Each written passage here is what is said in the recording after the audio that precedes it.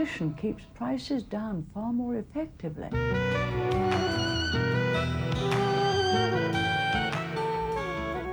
As long as suffering of sentient being remain, I will remain in order to serve.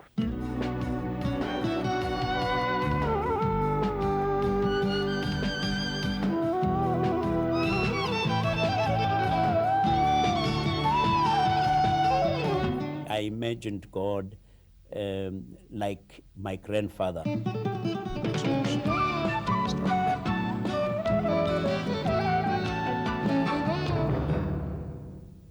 In Conversations tonight, my guest is an American architect who's made India his home.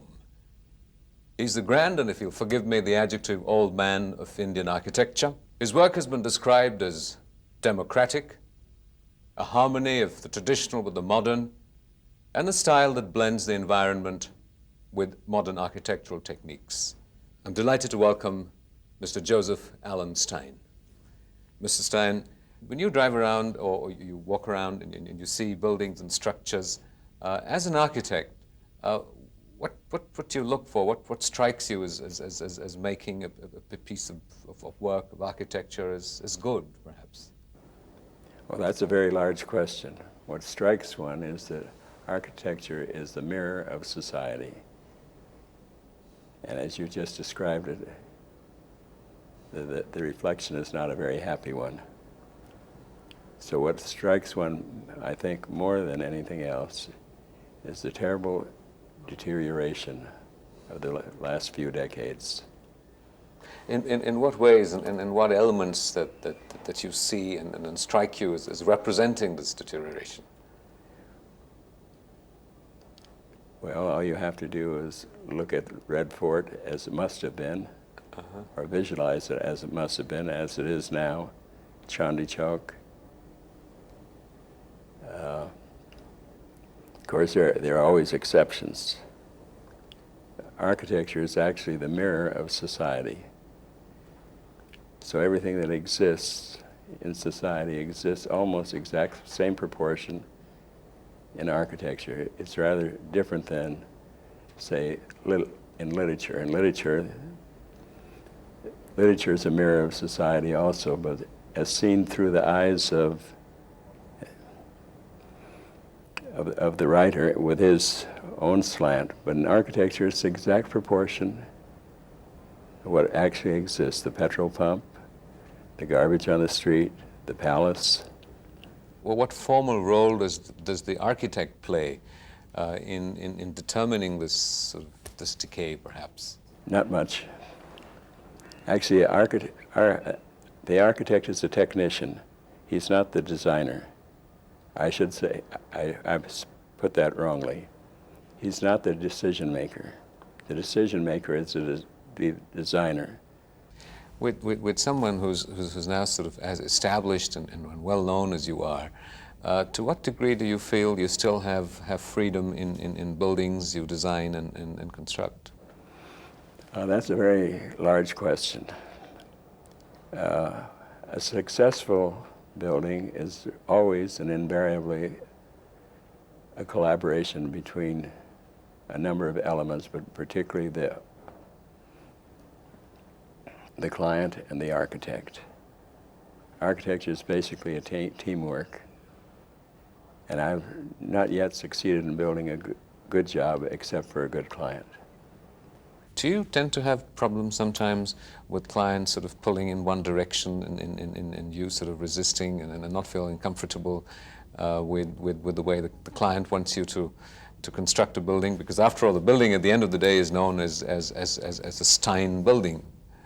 Yes, there is a problem sometimes, but not very often, because usually people don't come to an architect unless he does the kind of work they're looking for. You came to India more than 40 years ago. You were an architect in America, working in France, and you'd worked extensively in Europe. What prompted you to sort of give up a possible flourishing, promising career in the West to come to India at that time? I came here as a teacher. To West Bengal? To West Bengal, and my students were very, very excellent people to work with and be with. It was very stimulating. They were skillful, they were hardworking, and they were idealistic. Well, when you got this invitation to come to India, what went on in your head, and why make this trip all the way to the east? Well, what I had done, I was ready to make a change. I had the idea when I started work that I would take a sabbatical every 7 years and decide what to do with the next 7 years. So I did that only once. And in the course of that, I was invited to come to India. And it was a period in Indian history which was very challenging. And what was happening at that time that you felt excited and challenged about? Well, the memory of Gandhi and Tagore was fresh. My students were full of enthusiasm and skill. It was a very promising period. Did you meet with Tagore? No, he was dead before I came. And with Gandhi? He was dead also. So when did you come? I came in 1952. You had exciting students, and what was it about India at that time that you found stimulating and exciting, that made you want to stay on for the rest of your life? Well, it was a privilege to work here then. I was set to leave India at the end of my teaching contract, which was a 2.5-year contract, when I was persuaded to remain to help plan the steel towns. It was a very challenging task and one that particularly interested me. And what was challenging about designing a steel town? Well, low-cost housing and mass housing has always been a particular interest of mine. And that, of course, is the epitome of it. So for some years I worked in areas like Durgapur, Jamshedpur, Burkhala. And in the course of doing that, I also did other things. And the response was very gratifying. I came in contact with many people whom it was a rare pleasure and privilege to work with. Who were some of these people? Well, like C.D. Deshmukh, former finance minister of India, Vikram Sarabhai, Homi Bhabha. What are some of your memories of people like Deshmukh? Was that what led to working at the India International Center complex? Yes, directly. He appointed me as the architect there. He had been chairman of the University Grants Commission. And in that capacity, he had been asked by Dr. Radhakrishnan to take the leadership in establishing the India International Center, which was a project jointly conceived by Dr. Radhakrishnan and John D. Rockefeller, who had already founded a similar center in New York and Japan. Tell us about the India International Center and the designing of it. What are the architectural elements about it that you find special and significant that you were striving to achieve?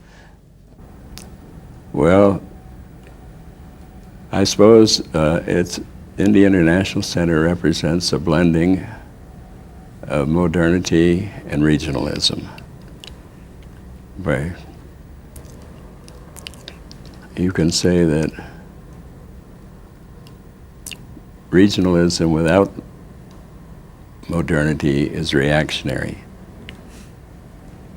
and modernity without regional sensitivity is just that, it's insensitive. And so the India International Center represented a particularly challenging situation on the edge of Lodi Park there. And with an inspiring program and a very sympathetic client. It was a challenging thing indeed to work on. The amazing quality of the International Center over the years is that it's a structure that's sort of retained its freshness and its architectural relevance in a sense. And you have continued to interact with the center and its growth. Yes, in fact, my colleagues are designing an annex to the center right now, or have designed it or are building it. Do you sort of go back to a building you've done and wish you'd done it differently now that it was locked in mortar and concrete? No, I wouldn't say that. But I think the most interesting building I've done in many ways is Triveni Kalasangam. Because there the client has continued to build on the foundation that the architect left, so to speak, in a very constructive way. That's a very gratifying experience. Do you go back to Triveni and linger there and look at how something that was on the drawing board is now sort of living and vibrant? Yes, I've done that with pleasure a number of times, because Mrs. Sridharani, the director of Triveni, is still active there, and it's a remarkable institution. It owes as much to her as to any single individual. She has never made an addition there that hasn't been an improvement, which is a rare thing.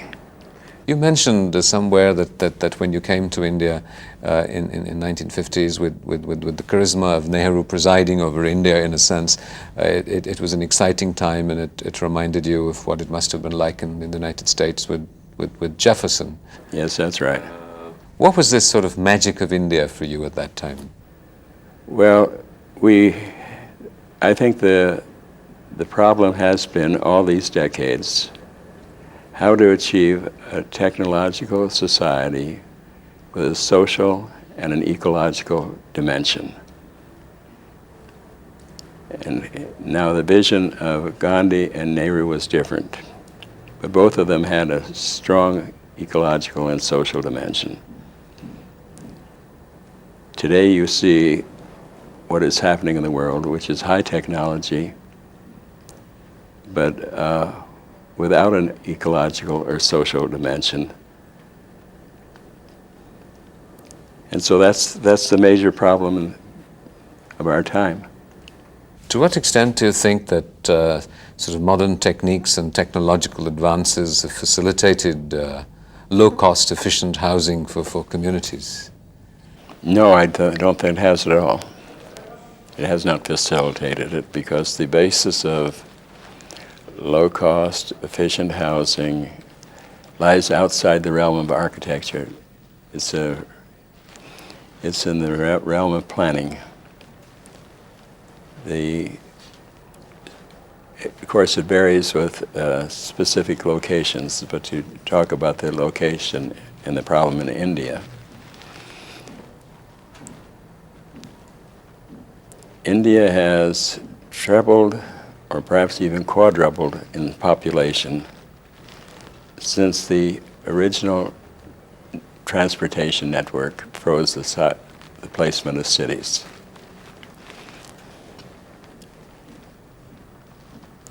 A city like Delhi has increased in population many more than 10 times in that period. Yet the basic transportation network was established by the railroads about 150 years ago or more. And it's now hopelessly overcrowded. They can't even get more trains on the tracks. They run them as close together as possible. So the basic element is the transportation system. That's what makes land available or denies it. And India is trying to hopelessly expand in a network that cannot accommodate what's being attempted. So as as an anguished architect, perhaps, what advice would you give sort of a town planner in a city like Delhi? Well, you see,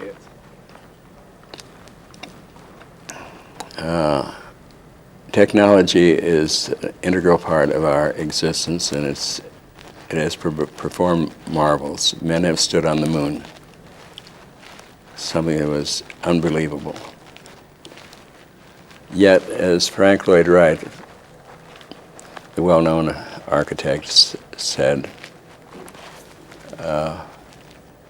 mankind has the essential tool of the times by the blade, as millions of lacerated hands testify. That's what we see everywhere. We have a magnificent tool in technology, but the way we use it, it has very little ecological or social dimension. And it is destroying more than it is creating. In fact, most of the investment that's currently going on is will compound the problem rather than solve it. But isn't, in some ways, technology inherently intrusive as populations grow and you need to provide sort of habitat for them? Aren't we at best sort of engaging in a salvage operation so that it doesn't get worse? We're not engaging in a salvage operation. As I can see, we're just engaging in an operation which is going to sink the ecological ship. What elements would make sort of habitat eco-friendly? The first thing is that the key element of land is land, and the access to land is through transportation.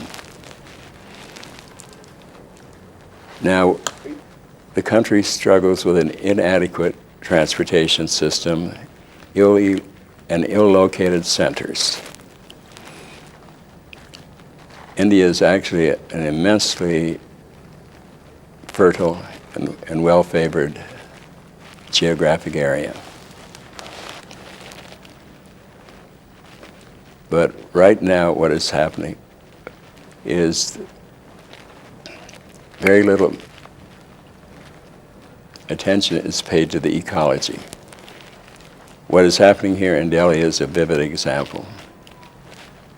The easiest place for Delhi to expand was across the Jamuna River and go into the floodplain area between the Hindon and the Ganges and the Jamuna River. This was the most fertile agricultural land in the country. It's the last place that should have been taken over by industry. On the other direction, the area between Gurgaon and Faridabad, south of Delhi, is essentially infertile, very suitable for development. And this illustrates what is best is being destroyed, what was available is not being made good use of. For most of us lay people, frequently we're not conscious formally of the impact of architecture in our lives, and yet subliminally it has a very profound impact on the quality of our lives. In what ways would you explain this relationship? Well, we just covered that to a degree when I quoted Churchill, when he said what I mentioned, which was in debate concerning whether they should rebuild the bombed-out Houses of Parliament as they were or not. And he made this remarkably simple statement: we shape our buildings and afterwards they mold us. And it's inescapable. For most of us, again, we have this sort of this vision of architecture with the passion and the drive that comes from reading Fountainhead and Ayn Rand and material of that nature, with a great deal of romanticism around the work of an architect. How much of sort of how grounded in reality do you feel a good architect needs to be, perhaps? Well, I think that's not quite the question you started with. I'd rather try to answer that question, which is to see architecture as a background or an environment for a growing boy. A boy who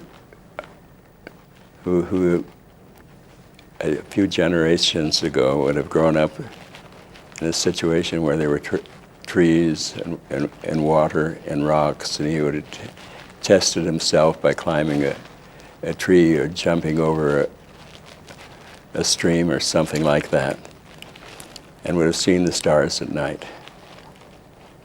Now that boy grows up under conditions where he tests himself by stealing an automobile or something like that.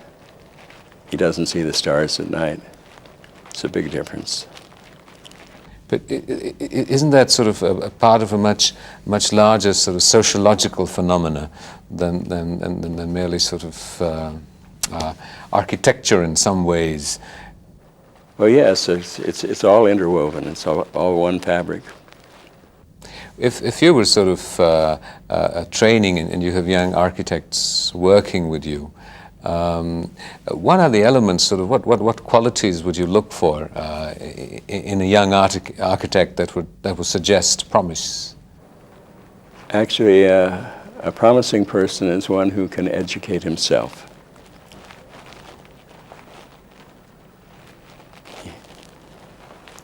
In other words, he's not dependent on his teacher. Who are the architects that you admire, whose work that you admire and you feel have influenced you? Well, I was very fortunate. I had a number of very positive influences when I was younger. My teachers in university were people whom I admired, which is a very fortunate thing. I had the privilege of working with Richard Neutra and Eliel Saarinen, two very great architects. And I've been very much influenced by the work of Frank Lloyd Wright and Louis Sullivan. And I've also been influenced in a different way by the logical approach of the European architects, particularly what is known as the Bauhaus school. In what ways is say, architecture different, or the approaches to architecture different in the developing world as opposed to the developed world, perhaps? Well, in the developed world, there's a much higher level of technology. And much of ordinary architecture is very much a matter of putting together factory-built elements, prefabricated elements. This is this is rapidly changing, but still less characteristic in India, but it's changing rapidly. Who are some of the sort of the architects working in India who you admire and you feel may have made significant contributions to sort of manifesting the kind of ideal architecture that you would propound or propagate or recommend? Well, there are many good architects in India.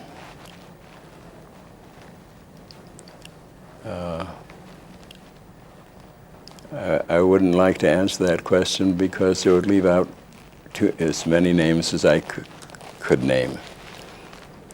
But among the architects whose work is quite notable here is Charles Correa. What distinguishes, say, Charles Correa's work for you? What makes it impressive? A vigorous and socially oriented imagination. And there's Raj Rewal, who has developed a very, very well-considered, elegant technology.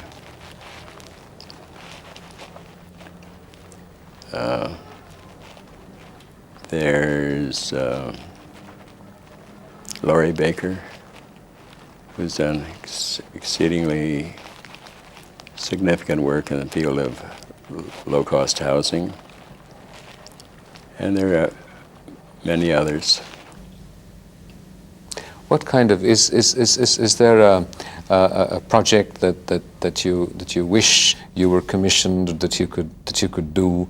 Is there an unfulfilled ambition, a dream? Well, I think the critical problem today is to develop an appropriate technology, which really, an appropriate technology means we cannot turn our back on what is commonly called high technology. It is decidedly more efficient in many ways, but it's also inefficient in many ways. It's a very complex affair. So the essential problem is how to move from high technology to advanced technology, by which I mean high technology with an ecological and a social dimension. Mr. Stein, thank you very much for the privilege and the honor of hosting you on this program. Thank you very much indeed. Thank you.